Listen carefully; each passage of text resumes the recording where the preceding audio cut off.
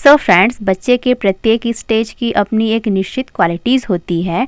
सो इस प्रकार से मॉडर्न एज में साइकोलॉजिकल अप्रोच हमें ये बताता है कि चाहे कोई सभी सब्जेक्ट हो, उसका टीचिंग तब तक कंप्लीट और सक्सेसफुल नहीं हो सकता है जब तक कि उसे बच्चे की एज हो गया, उसकी क्वालिटीज़ हो गया और उसके नीड्स मतलब कि उसकी आवश्यकताओं पर उसे आधारित ना किया जाए।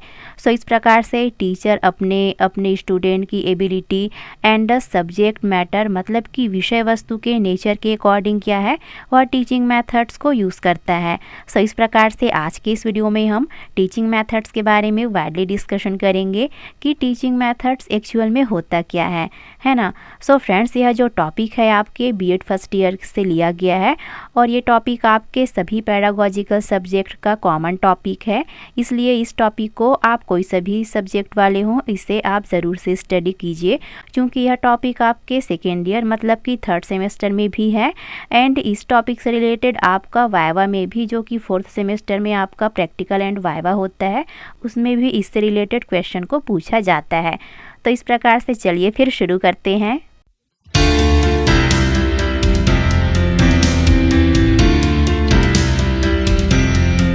सो फ्रेंड्स, ये कुछ इंपॉर्टेंट पॉइंट्स है जिसके थ्रू हम इस वीडियो में डिस्कशन करेंगे। सो फर्स्ट हम जानेंगे कि शिक्षण विधि एक्चुअल में होता क्या है, तो इस पर हम उसके लिटरल फॉर्म को समझने की कोशिश करेंगे। एंड सेकंड पॉइंट रहेगा डेफिनेशन ऑफ टीचिंग मेथड्स, शिक्षण विधि की परिभाषा, कुछ शिक्षाविदों द्वारा शिक्षण विधि की परिभाषा जो दिए गए हैं उसके बारे में हम डिस्कस करेंगे। एंड थर्ड पॉइंट रहेगा एलिमेंट ऑफ टीचिंग मेथड्स, शिक्षण विधि के तत्व। सो फ्रेंड्स, यह पॉइंट बहुत ही इंटरेस्टिंग है जिसे हम आगे वाइडली डिस्कशन करेंगे। सो आप वीडियो के एंड तक ज़रूर से देखें, आपको इस वीडियो के थ्रू बहुत कुछ न्यू चीज़ें जानने को मिलेंगी जो कि बहुत ही इंटरेस्टिंग है। सो इस प्रकार से नेक्स्ट पॉइंट है मेथड्स ऑफ मैथमेटिक्स टीचिंग, गणित शिक्षण की विधियाँ। सो फ्रेंड्स, ये ऊपर के 3 पॉइंट एंड लास्ट के 2 पॉइंट जो है आपका कॉमन रहेगा, मतलब कि सभी पेडागोजिकल सब्जेक्ट के लिए ये कॉमन पॉइंट है ना। एंड मैं आपको यहाँ पर एंड में बताऊंगी कि गणित शिक्षण के लिए कौन कौन सी शिक्षण विधियाँ यूज़ की जाती है उसके बारे में। इसी तरह से आप भी अपने पेडागोजिकल सब्जेक्ट के अकॉर्डिंग अपने टीचिंग मेथड्स को अपना डिस्क्राइब कर सकते हैं। एंड लास्ट में हम डिस्कस करेंगे फीचर्स ऑफ टीचिंग मेथड्स, शिक्षण विधि की विशेषताएं। एंड लास्ट में हम इसका कंक्लूजन देखेंगे। तो चलिए फिर शुरू करते हैं। सो इसमें से हमारा फर्स्ट पॉइंट है मीनिंग ऑफ टीचिंग मेथड, शिक्षण विधि का अर्थ। सो फ्रेंड्स, यदि हम इस पॉइंट को ओरली समझने की कोशिश करें तो कि मेथड मतलब क्या होता है, विधि, तरीका, टेक्निक्स, पद्धति, है ना, ये सभी क्या है, विधि हो गया। तो विधि में जब टीचिंग शिक्षण को इंक्लूड किया जाता है तो वह क्या बन जाता है, शिक्षण विधि बन जाता है। सो इस प्रकार से शिक्षण मतलब क्या हुआ, टीचिंग, है ना। तो टीचिंग इन द सेंस कि पढ़ना या फिर पढ़ाना। तो इस प्रकार से शिक्षण विधि का क्या अर्थ हुआ, पढ़ाने का तरीका या फिर पढ़ने की विधि, है ना। सो इस प्रकार से शिक्षण विधि 2 शब्दों से मिलकर बना है। शिक्षण विधि इज इक्वल टू शिक्षण प्लस विधि। आप चाहें तो इसको अपना शिक्षण विधि करके अपने यहाँ पर डिस्क्राइब कर दिए, इज इक्वल टू करके शिक्षण प्लस विधि कर दिए एंड इसको आप उसको अंदर ऐसा बॉक्स में भी डिस्क्राइब कर सकते हैं। तो इससे आपका जो मेन चीज़ रहता है वो हाईलाइट हो जाता है। तो आपको इन बातों को ध्यान में रखनी है। सो इस प्रकार से विधि शब्द की व्युत्पत्ति लैटिन भाषा से हुई है जिसका अर्थ होता है तरीका या रास्ता या मार्ग। सो इस प्रकार से मैंने यहाँ पर इंग्लिश में भी डिस्क्राइब किया हुआ है, तो आप अपने अकॉर्डिंग इसे स्टडी कर सकते हैं। सो फ्रेंड्स, अब हमें स्पष्ट रूप से यह समझ में आ गया कि शिक्षण विधि एक्चुअल में होता क्या है। तो इस प्रकार से हम यह कह सकते हैं कि teaching methods in the sense कि हमें क्या पढ़ाना है और उस सब्जेक्ट को, उस टॉपिक को कैसे पढ़ाना है से है ना। सो इस प्रकार से वर्ल्ड ऑफ नॉलेज मतलब कि ज्ञान का संसार, और जो बच्चे के ज्ञान का संसार होता है world of knowledge of child, तो इन दोनों की बीच की कड़ी क्या है, टीचिंग मेथड्स है। मतलब कि इसे हम सिंपली वे में समझने की कोशिश करें तो बच्चे के एज, क्वालिटीज़ और उसके नीड्स के अकॉर्डिंग हम जिस भी नॉलेज को बच्चों को प्रोवाइड करते हैं, जो भी हम इंफॉर्मेशन उन्हें प्रोवाइड करते हैं, है ना, उसके बीच की कड़ी क्या है, शिक्षण विधि है। मतलब कि इन सारी चीज़ों को उन्हें पढ़ाने के लिए, बताने के लिए क्या है, हम जो भी टेक्निक्स का यूज़ करते हैं, हम जो भी तरीका अपनाते हैं, वही क्या है, शिक्षण विधि है। सो आई होप कि आपको ये पॉइंट अच्छे से समझ में आ गए होंगे। आप चाहें तो अभी जो मैं बताई हूँ उसे आप डायग्राम के थ्रू भी डिस्क्राइब कर सकते हैं। हो सके तो इस चीज़ को मैं आपको टेलीग्राम चैनल में भी सेंड कर दूंगी, जिससे आप उस चीज़ को देख सकते हैं कि आपको इन चीज़ों को कैसे अपनी कॉपी में डिस्क्राइब करना है। सो इस प्रकार से नेक्स्ट पॉइंट है डेफिनेशन ऑफ टीचिंग मेथड्स, शिक्षण विधि की परिभाषा। तो कुछ शिक्षाविदों द्वारा शिक्षण विधि की दी गई परिभाषा इस प्रकार है। सो फ्रेंड्स, मैंने यहाँ पर एक डेफिनेशन को डिस्क्राइब किया हुआ है ना। हो सके तो मेरे को अगर जब कोई दूसरा और भी डेफिनेशन मिलता है तो उसको भी मैं ऐड कर दूंगी और टेलीग्राम चैनल में सेंड कर दूंगी, है ना। और अगर आपको भी मिलते हैं कोई एक आध डेफिनेशन तो आप उसे ज़रूर से इंक्लूड करिए, अपनी कॉपी में डिस्क्राइब कर लीजिएगा, जिससे कि एग्ज़ाम टाइम में आपको हेल्प मिलेगी। सो इस प्रकार से फर्स्ट डेफिनेशन है, according to John Dewey, method is the method by which a number of conclusions are obtained by arranging the textual material. तो जॉन डीवी यह कहते हैं कि पद्धति वह तरीका है, मतलब कि एक मेथड इन द सेंस की पद्धति हुआ, और एक मेथड का मतलब हुआ तरीका। तो पद्धति या फिर विधि वह तरीका है जिसके द्वारा पाठ्य सामग्री, जो भी टेक्सचुअल मटेरियल रहता है, जो भी सब्जेक्ट मैटर होता है, उसे सिस्टमेटिक तरीके से क्या है, अध्ययन करते हुए विभिन्न निष्कर्षों को प्राप्त करते हैं। सो इस प्रकार से सिंपल सा इसका अर्थ है कि जो टीचिंग मेथड्स होता है वो जो भी सब्जेक्ट मैटर रहता है, पाठ्य सामग्री रहता है, या फिर चाहे कोई सा भी टॉपिक हो, उसको सुव्यवस्थित करने में क्या है, टीचिंग मेथड्स हेल्प करता है। और टीचर अपना टीचिंग मेथड्स को यूज़ करते हुए बच्चों को स्टडी कराते हैं, जिसके फलस्वरूप क्या है, उस टॉपिक के या फिर जो भी सब्जेक्ट मैटर रहता है उसके बहुत सारे आंसर्स निकल के आते हैं, उसका बहुत सारा अनेक निष्कर्ष प्राप्त होता है। सो इस प्रकार से नेक्स्ट पॉइंट है एलिमेंट ऑफ टीचिंग मेथड्स, शिक्षण विधि के तत्व। सो फ्रेंड्स, अगर आपको इस पॉइंट को समझना है तो हमें बस सिंपल सा ये ध्यान में रखना है कि टीचर जब क्लास में बच्चों को स्टडी करा रहे होते हैं तो वो जो भी प्रोसेस को फॉलो करते हैं, वो जिस भी स्टेप्स को फॉलो करते जाते हैं, तो वो स्टेप्स क्या है, आपका टीचिंग मेथड्स के एलिमेंट हैं। वो कैसे, तो इसको हम इन निम्न पॉइंट्स के थ्रू समझने की कोशिश करेंगे। सो फर्स्ट पॉइंट है टॉकिंग, बातचीत। तो शिक्षण विधि का एक महत्वपूर्ण तत्व क्या है, बातचीत है भाई, क्योंकि टीचर जब किसी भी टॉपिक को स्टडी कराते हैं तो क्या वो बिना बातचीत के कंप्लीट हो सकता है क्या पढ़ाना, बिल्कुल भी नहीं। तो इस प्रकार से टीचिंग मेथड्स का एक इम्पॉर्टेंट एलिमेंट क्या है, बातचीत है, टॉकिंग है ना। सो नेक्स्ट पॉइंट है ड्राइंग, चित्र। तो कुछ टीचिंग मेथड्स ऐसे होते हैं जिसमें डायग्राम का यूज़ किया ही जाता है ना। बिना डायग्राम के वो टीचिंग मेथड जो है कंप्लीट हो ही नहीं सकता है। सो इस प्रकार से शिक्षण विधि का एक महत्वपूर्ण तत्व चित्र भी हो जाता है। सो नेक्स्ट पॉइंट है डिस्प्ले, प्रदर्शन। कोई टॉपिक ऐसे होते हैं जिसमें टीचर को परफॉर्म करना होता है, मतलब कि उसको बच्चों के सामने कुछ प्रदर्शन करना होता है, कुछ उसको करके बताना होता है। तो इस प्रकार से टीचिंग मेथड्स का एक इम्पॉर्टेंट एलिमेंट प्रदर्शन हो जाता है। सो नेक्स्ट पॉइंट है जेस्चर, हाव भाव। तो जब टीचर किसी टॉपिक को स्टडी करा रहे होते हैं या फिर कुछ भी एक्टिविटीज़ करा रहे होते हैं, क्योंकि जो एक्टिविटीज़ करा रहे होते हैं वो भी क्या है, टीचिंग मेथड्स के अंतर्गत आ जाता है।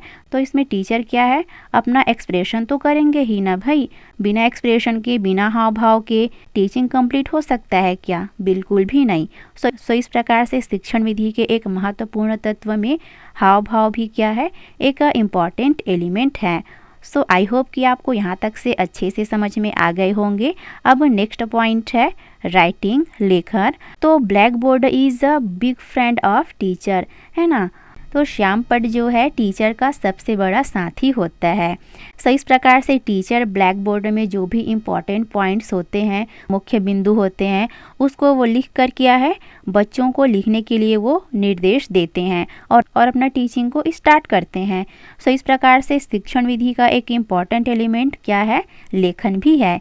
सो नेक्स्ट पॉइंट है रीडिंग, पठन। तो टीचर जो है बच्चों को किसी टॉपिक को पढ़ने के लिए वो तुरंत क्विकली क्या है उन्हें पढ़ने के लिए बोलते हैं, जिससे वे बच्चों के बारे में जान सके करके कि बच्चे जो है उन लोग कहाँ तक से शब्दों को पकड़ पा रहे हैं, वो स्पेलिंग वगैरह का सही से उच्चारण कर रहे हैं कि नहीं।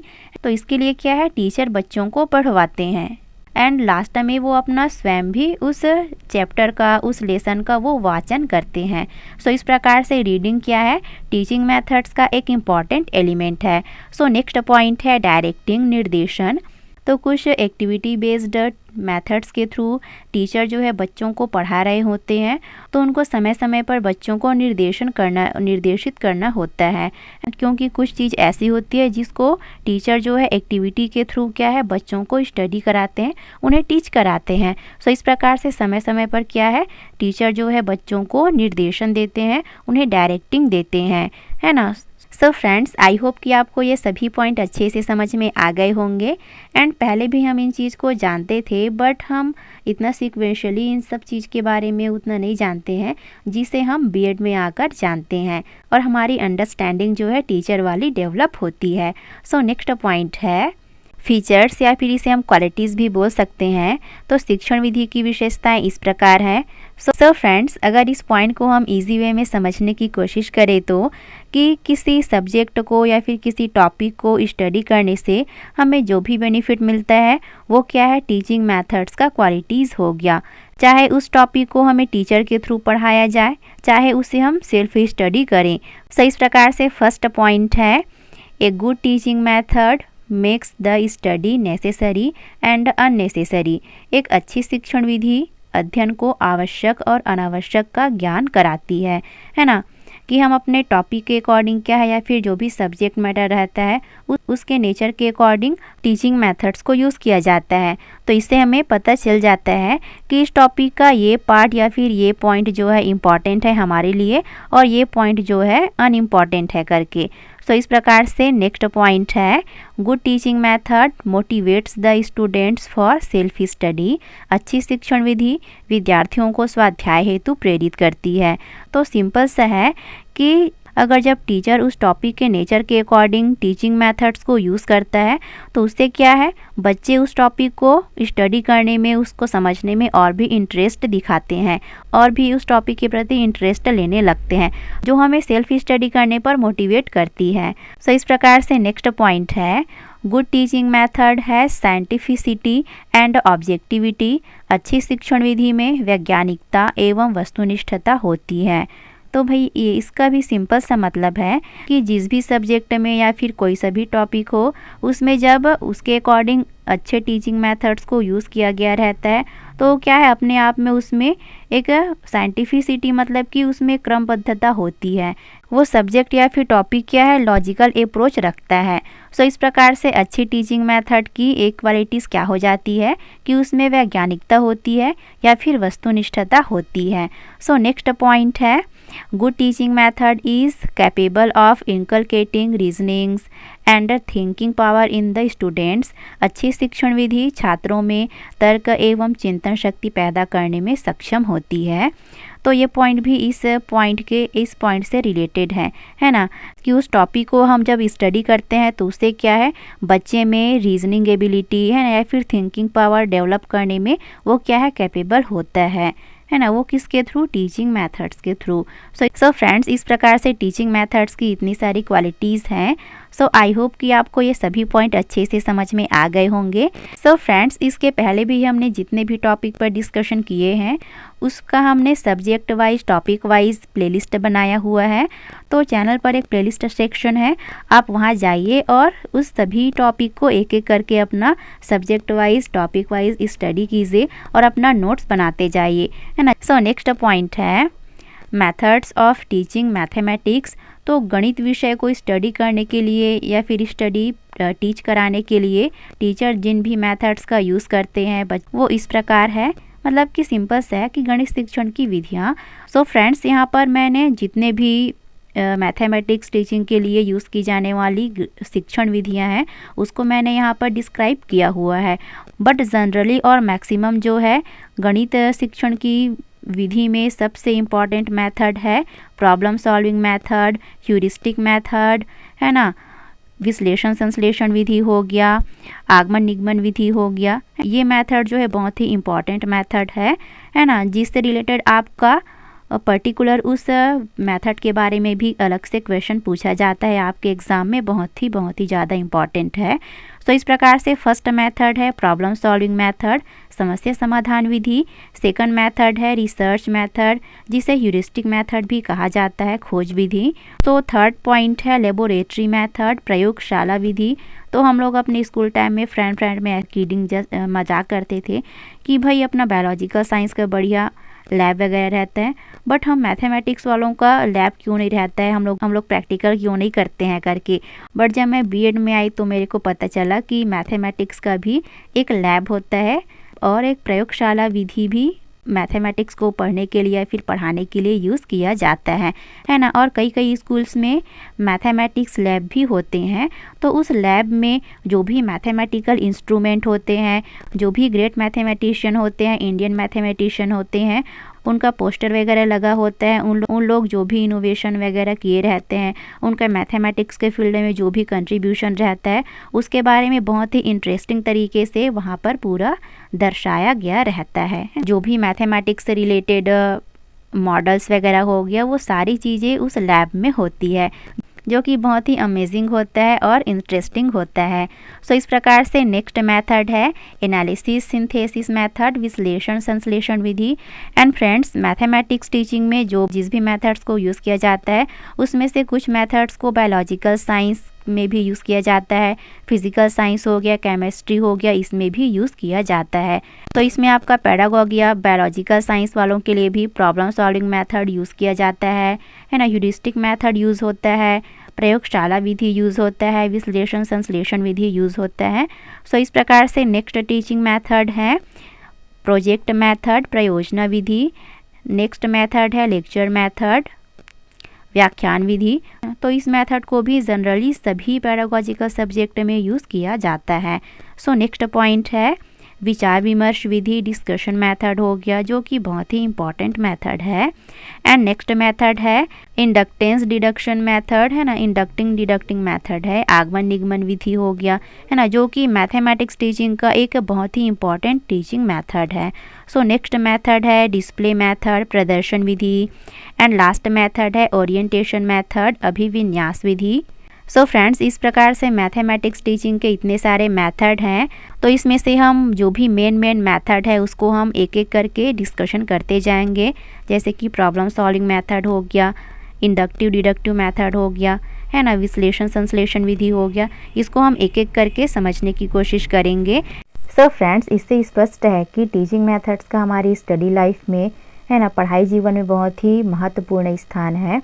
बिना टीचिंग मेथड्स के हमारा स्टडी कंप्लीट और सक्सेसफुल हो ही नहीं सकता है ना। सो इस प्रकार से टीचर के लिए भी और इसके साथ ही साथ स्टूडेंट्स के लिए भी शिक्षण विधि बहुत ही इम्पॉर्टेंट रोल रखता है। सो आई होप कि आपको ये सभी पॉइंट अच्छे से समझ में आ गए होंगे और आपको इस वीडियो के थ्रू बहुत कुछ न्यू चीज़ें जानने को मिली होंगी। सो फ्रेंड्स, अभी तक से हमने जितने भी टॉपिक पर डिस्कशन किया हुआ है, उसका हमने एक topic wise, subject wise playlist बनाया हुआ है, जिसे आप चैनल के प्लेलिस्ट सेक्शन में जाकर देख सकते हैं और अपना प्रॉपर नोट्स बना सकते हैं, जिससे आपको एग्ज़ाम टाइम में बहुत ही ज़्यादा हेल्प मिलेगी, है ना। और इसके थ्रू आप चाहें तो अपना शॉर्ट नोट्स भी तैयार कर सकते हैं, जो कि एग्ज़ाम टाइम में बहुत ही हेल्प करता है हमारी स्टडी में। सो इस वीडियो का PDF आपको टेलीग्राम चैनल बीएड मंत्रास में मिल जाएगा, तो इसे आप वहां जाकर ज्वाइन कर सकते हैं। सो आई होप कि यह वीडियो आपके लिए काफ़ी हेल्पफुल रही होगी। वीडियो को लाइक और शेयर कर दीजिएगा और चैनल को सब्सक्राइब कर लिया है तो बेल आइकन को ज़रूर से प्रेस कर लीजिए, क्योंकि इस चैनल पर मिलते हैं आपको बीएड और डीएड से रिलेटेड सभी टॉपिक्स पर full discussion video. Thanks for watching.